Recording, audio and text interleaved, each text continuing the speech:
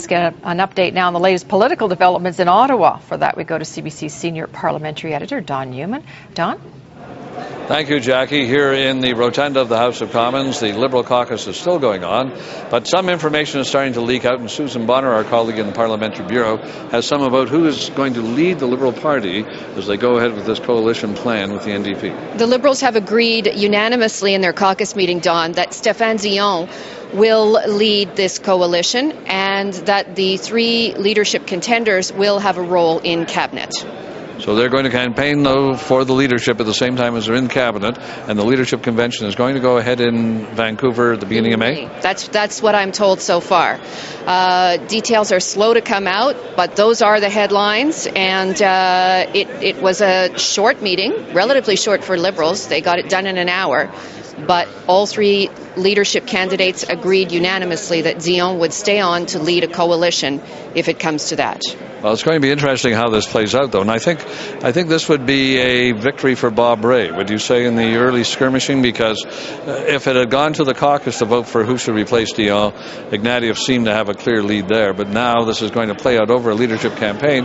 Oh, how that will work out with a cabinet ministers now, we assume, if it goes ahead, campaigning for the leadership and being out of the House in a very tight still, it'll be a majority situation, but a very tight majority situation. I think the convincing argument inside caucus must have been the appearance that Liberals need to have their say about the leadership. It was a concern over process. It was expressed throughout the weekend by the Bob Rae people.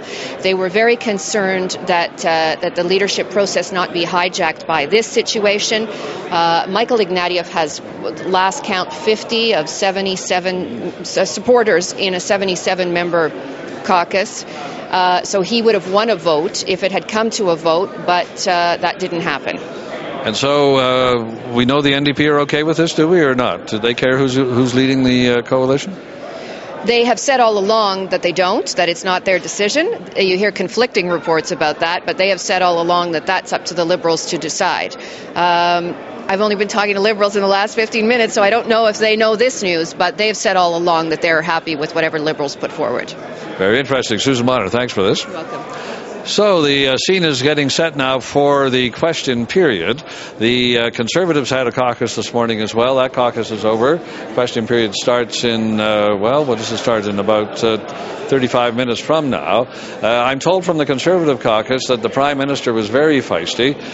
Some of the MPs were coming out talking about a coup d'etat, so that is obviously going to be their spin, that this is an opposition coup d'etat to try and replace the government. The government will argue that. The opposition parties will say, no, it is a minority parliament. If you can't control parliament, you can't be the government. That's the way the rules work. And then we'll go to the Governor-General to decide if we need an election or if she can invite now Stephen Dion, apparently, to form a government.